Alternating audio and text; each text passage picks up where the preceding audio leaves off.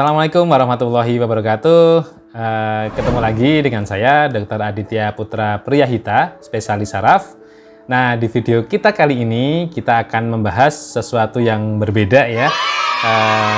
Dari video-video sebelumnya yang banyak membahas olahraga, kita akan membahas sesuatu yang berbeda, tapi menurut saya sangat-sangat menarik gitu. Apa itu? Nah, kita bahas sekarang mengenai tentang keluarga yang harmonis itu ternyata terbukti mencegah kita dari berbagai macam penyakit. Nah, kok bisa sih gitu? Keharmonisan keluarga itu bisa mencegah dari berbagai macam penyakit. Nah, nanti kita bahas di video ini. Nah, kita mulai ya. Saya kemarin menemukan sebuah penelitian klasik ya. Penelitian sudah lama, cuma menurut saya masih sangat relevan, dan kemudian juga penelitian-penelitian lain yang mendukung penelitian ini juga sangat banyak gitu. Ini penelitian yang ya saya bilang klasik, tapi luar biasa juga, legend ya kalau saya bilang, karena penelitian ini dilakukan selama 35 tahun gitu. Jadi penelitian ini judulnya adalah Feeling of Parental Caring Predict Health Status in Midlife, 35-year follow-up of the Harvard Mastery of Stress Study.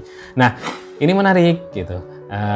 Penelitian ini dilakukan pada mahasiswa Harvard ya. Waktu itu mahasiswa Harvard dinilai persepsi mereka tentang kualitas hubungan mereka dengan orang tua ya, dengan ayah maupun dengan ibu, dan juga dengan ayah dan ibu.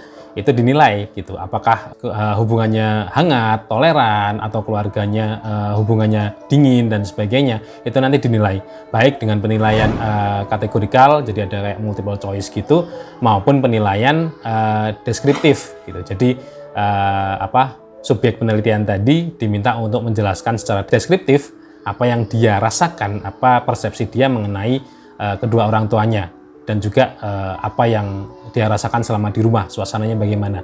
Nah, ini kemudian orang-orang yang menjalani asesmen awal tadi kemudian di follow up, dicek lagi 35 tahun kemudian ya, nggak tanggung-tanggung 35 tahun, luar biasa.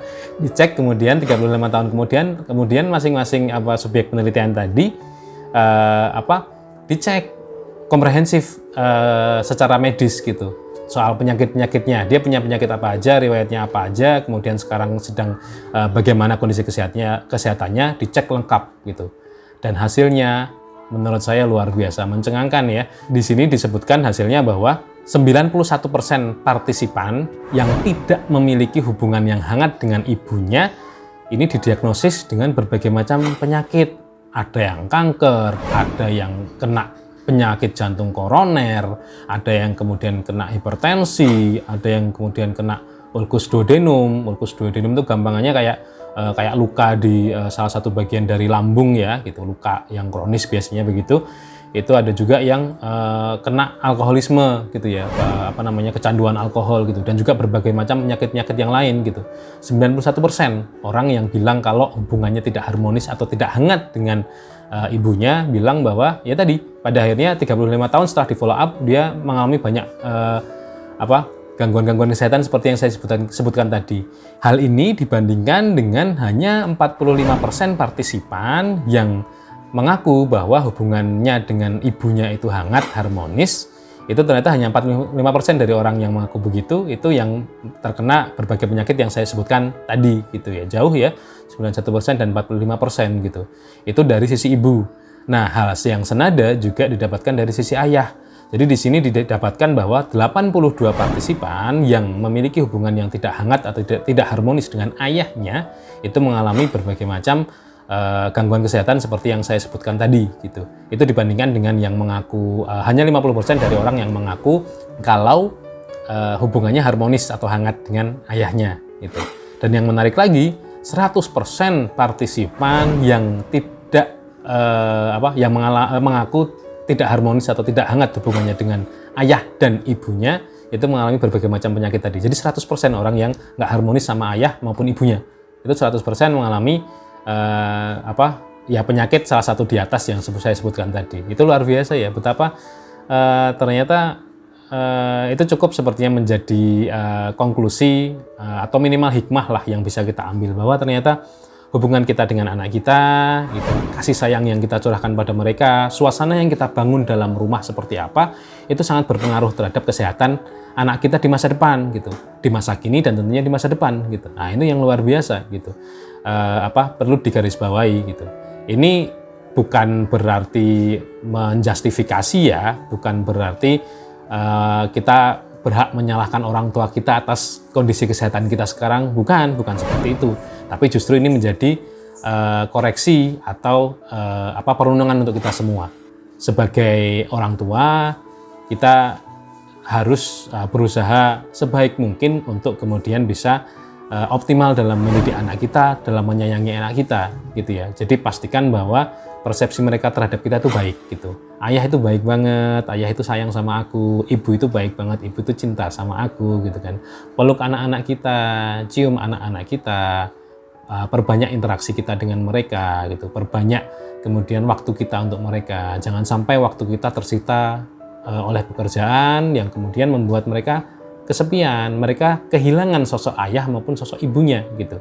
Jangan sampai kita juga terlalu mungkin galak atau kasar atau tidak ramah dengan anak, gitu ya, sehingga membuat anak mempersepsikan kita negatif, gitu. Karena seringkali itu akan menjadi sebuah luka ya bagi dia yang akan dia bawa sampai tua.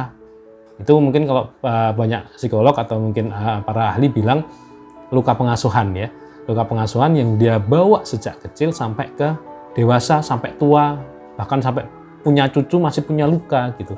Dan lukanya itu luar biasa efeknya terhadap kualitas hidupnya, gitu. Banyak hal-hal yang tidak selesai dalam hidupnya karena ternyata dia punya luka pengasuhan, gitu. Dan itu jadi sarana introspeksi kita sebagai orang tua untuk bisa menjadi orang tua yang lebih baik lagi untuk anak-anak kita. Nah, di satu sisi sebagai anak kita juga harus bisa lebih bijak, gitu. Jangan sampai penelitian ini menjustifikasi kita untuk menyalahkan orang tua ya. Tapi kemudian ketika memang kita merasakan bahwa dulu kita kecil dididik dengan mungkin kurang lembut oleh orang tua kita, mungkin perhatiannya kurang, mungkin waktunya kita rasa kurang untuk kita, gitu kan. Mungkin ayah sibuk bekerja, ibu mungkin juga sama membantu ayah bekerja atau hal yang lain, gitu. Atau mungkin salah satunya meninggal lebih dulu, atau mungkin keluarganya bercerai dan sebagainya. Itu yang paling penting adalah kita walaupun kita punya luka, kita berusaha untuk menyembuhkan luka itu. Kita coba memaklumi, kita coba untuk memaafkan, gitu. Oh iya, wajar ayah saya dulu jarang menyempatkan waktu untuk saya karena memang kondisi keuangan keluarga sedang tidak baik. Jadi ayah bekerja keras untuk mendapatkan penghasilan untuk kami sekeluarga di rumah, gitu. Itu pemakluman ya. Itu perkara benar atau tidak itu urusan yang lain, tapi yang penting luka di hati kita itu bisa disembuhkan, gitu. Itu perkara ternyata ayahnya mungkin tidak seamanah itu, ya itu hal lain. Yang penting luka kita sembuh lah, gitu. Atau misalnya kemudian ibu kok galak dan sebagainya, ibu dulu pernah maki-maki aku di depan teman-teman misalnya, atau apapun lah hal-hal atau episode hidup kita yang membuat kita terluka, gitu. Maklumi, oh wajar, mungkin ibu itu dulu marah-marah sama aku karena waktu itu ibu lagi capek habis kerja, gitu kan. Mungkin kerjaannya banyak dan sebagainya. Itu pemakluman yang pada akhirnya akan menimbulkan pemaafan, gitu. Ya karena bagaimanapun ya tadi luka pengasuhan tuh kalau dibiarin aja, gitu, ya nggak akan pernah selesai, gitu kan. Kita harus mencoba memaafkan, gitu. Kita harus husnuzon ya sama orang tua kita, gitu. Karena bagaimanapun jeleknya orang tua kita, gitu, jasa-jasa mereka, gitu kan, kebaikan-kebaikan mereka pada kita tetap tidak akan bisa kita bayar dengan apapun. Itu yang paling penting. Nah, di sini pentingnya ya kita saling memahami betapa harmonisnya rumah tangga, harmonisnya keluarga, hubungan yang hangat dan menyenangkan pada keluarga itu membawa dampak yang serius, tidak hanya dalam kesehatan mental saja, tapi juga kesehatan fisik juga. Karena banyak sekali ya, saya juga dapati banyak di rumah sakit yang memiliki berbagai macam penyakit, tapi ternyata kalau dicek lab normal semua, gitu. Ternyata ada background psikologis yang mendasari timbulnya penyakit tersebut gitu. Mungkin banyak yang menyebut itu psikosomatis gitu ya, penyakit fisik dikarenakan ada penyakit psikologis yang mendahulunya gitu, yang menyebabkannya. Nah, ini mudah-mudahan pembahasan kita ini membuat kita sama-sama merenung, introspeksi ya, untuk menjadi orang tua yang lebih baik, untuk menjadi anak yang lebih baik ya, agar kita sama-sama sehat, menjadi keluarga yang sama-sama sehat dan bahagia. Begitu. Terima kasih sudah mendengarkan, semoga yang sedikit ini bermanfaat. Wassalamualaikum warahmatullahi wabarakatuh.